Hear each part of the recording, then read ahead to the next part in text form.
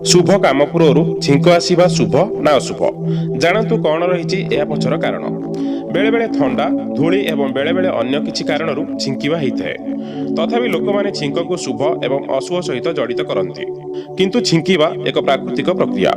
तेणु आसंतु जानिबा केउ छिंकिवा शुभ एवं केउ प्रकार छिंक अशुभ फल आनी देई थाए। प्राचीन कालरू छिंकिवा एक साधारण घटना भाव में विवेचना कराए। अधिकांश लोक छिंकिया बेले ओम शांति शब्द उच्चारण करती आत्मानकर आसीबा एवं जीवार एक सूचक भाव में विवेचना कराए। जेतेबेले जणे व्यक्ति किछि काम आरंभ करिया को जाउछंती एवं सही समय रे छिंकी दियंती तेबे यह शुभ बोली विवेचना कराए। किंतु जदि छिंक अन्य जनक निकट को आसीछि तेबे समय एवं दिग को विचार करने को पड़िबो।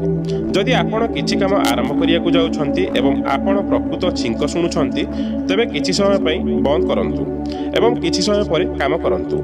जदि बाहर को जीवा समय रे छिंकिवा शब्द शुणा जाए तेबे जणे घर को फेरी किछि समय बसी पानी पीवा परे चली जीवा उचित।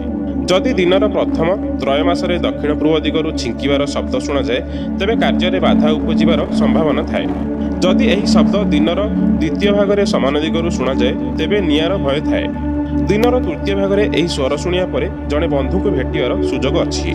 चतुर्थ भागरे छिंकिवा शुणी जणे खुशीरे परिपूर्ण सूचना पाई थाए। आजिर कार्यक्रम आपको जदि भल लगी थाए प्लीज लाइक एंड सब्सक्राइब करेंगे और पाखे थिया बेल आइकन उपरे क्लिक करनेबे। या फल आमर परवर्ती वीडियो आप सर्वप्रथम देखिपारे। नमस्कार।